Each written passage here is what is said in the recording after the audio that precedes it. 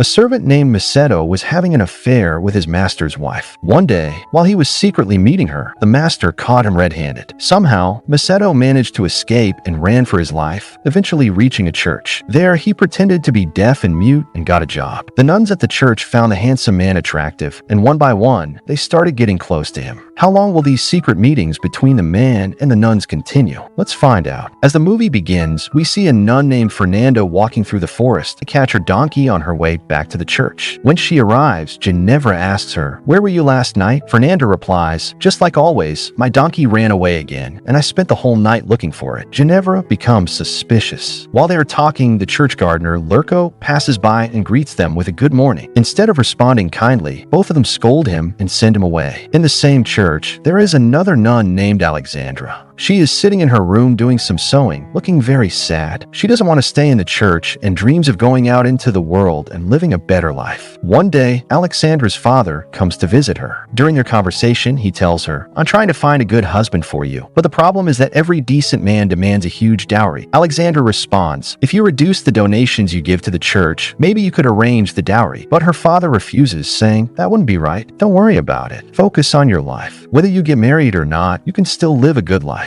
Hearing this makes Alexandra very upset because she believes that marriage is the only way she can live a happy and beautiful life. The next day, we see the three nuns walking together, carrying the clothes they have sewn. Alexandra tells the other two about her conversation with her father, which makes them feel sad as well. Just then, they notice Lurko working nearby, looking at them in a strange way. This angers them, and to vent their frustration, they go inside, throw his belongings around, and even beat him up. Poor Lurko, after being beaten, goes to the father and says, "Please forgive me, Father. I don't want to work in this church anymore." The father tries to convince him to stay, assuring him that nothing like this will happen again. But Lurko refuses and leaves the church. A few miles from that same church, in a house, there lived a landlord named Lord Bruno. He was having dinner with his wife, Francesca, and they were talking. But Francesca's attention was on their servant, Meetto, and Meetto was also looking at his mistress. From the way they looked at each other, it seemed like they were having an affair. Later that night, Francesca and Meetto ended up in bed together. Francesca complained that her husband could not satisfy her and only talked about his wealth and status. After that, they were getting ready for another round when they suddenly heard Bruno approaching the room. Meetto tried to escape by jumping out of the window, but Bruno caught a glimpse of him from behind and chased him toward the servants' quarters. However, Meetto got there first and pretended to be asleep. Bruno began checking all the servants one by one. When he reached Meetto, he became suspicious that he might be the one, but due to the darkness, he couldn't clearly. So he cut a bit of his hair, thinking that in the morning, he would be able to identify him. But as soon as Bruno left, Meetto woke up and cut a little bit of hair from all the other servants as well. The next morning, Bruno lined up all the servants and started inspecting them one by one. But since all of them had slightly cut hair, he couldn't figure out who the culprit was. Frustrated, he threatened everyone, saying that if he caught the man responsible, it would be the end for him.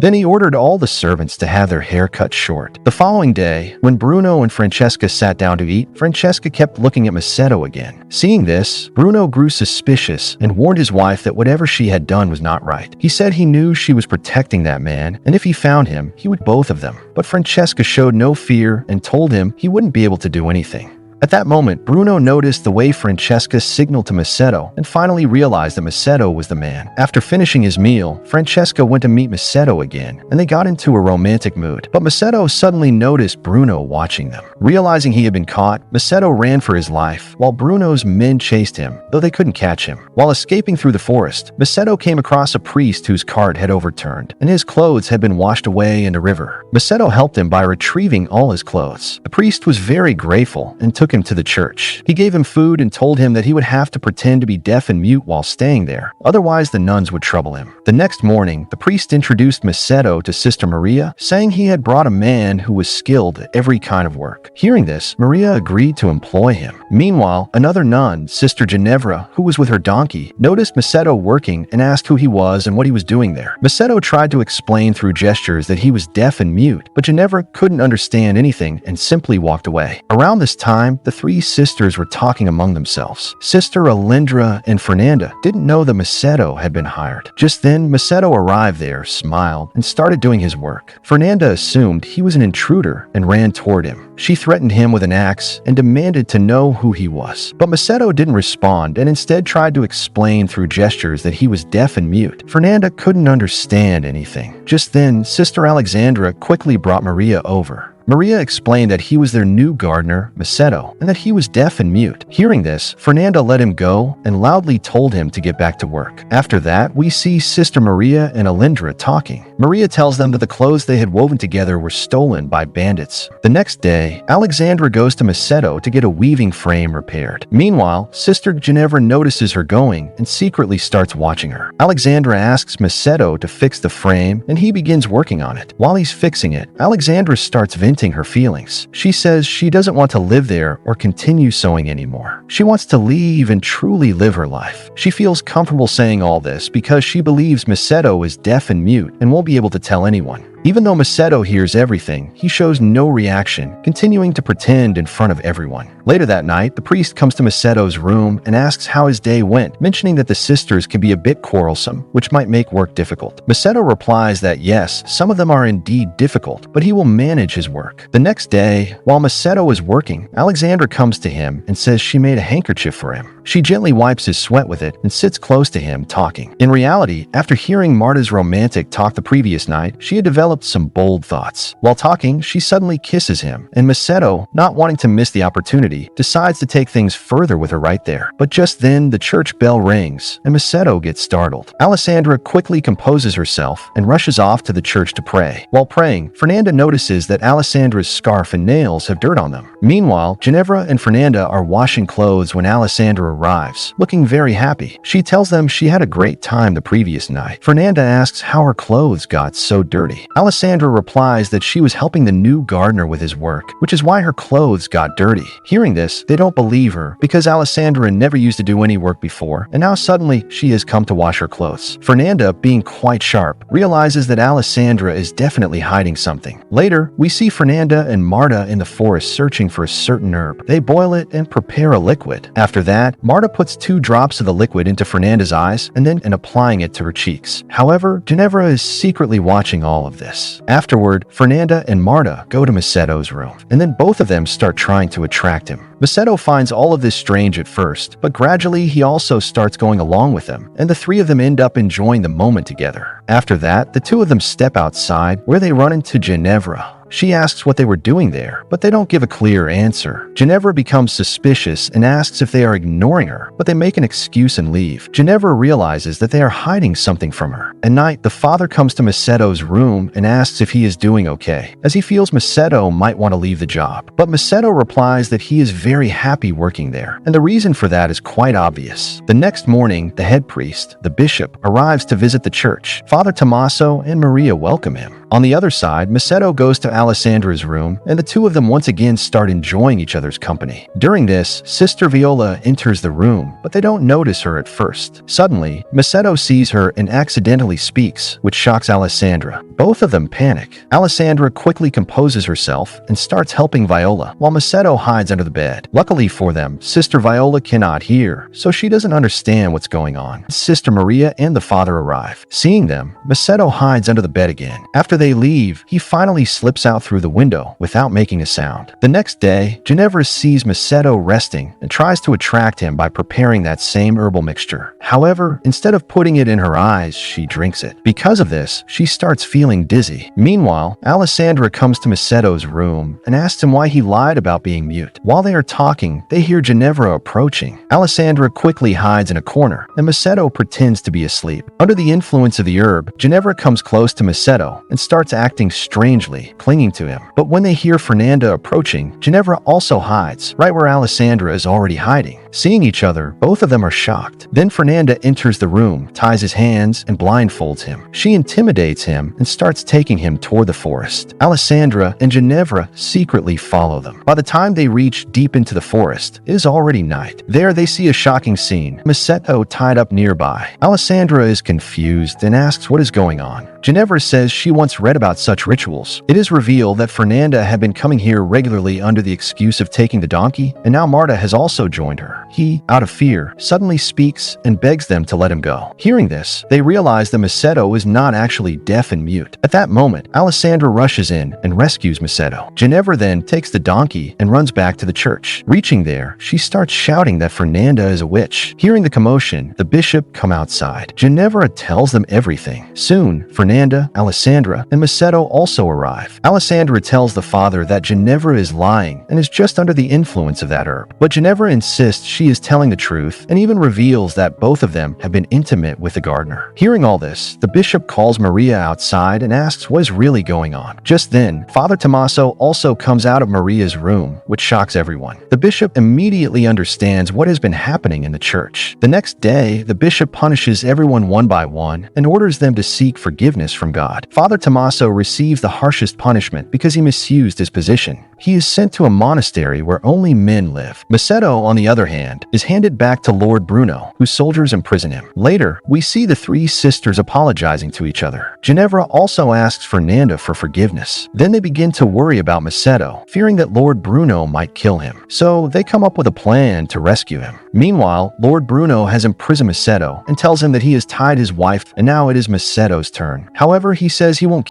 him, but will keep him alive even more. After saying this, he leaves. Meetto begs the guards to free him, but they refuse and instead mock him. After some time, the guards notice a tortoise with a burning candle on its back and follow it curiously. In reality, the sisters had set it up as a distraction. As soon as the guards leave, the three sisters arrive, free Meetto, and replace him with a dummy. They dress Meetto in sisters' clothes and escape toward the forest. Elsewhere, Maria is seen going to meet Tommaso with a donkey. They are happy because they have fallen in love and cannot stay apart. Suddenly, they hear some noise and hide. Fernanda spots the donkey and wonders how it got there, but Ginevra quickly takes it away. After they leave, Maria and Tommaso come out, realizing that the sisters have successfully rescued Meetto. They smile at each other, amused by the situation, and leave together. And with that, the story comes to an end.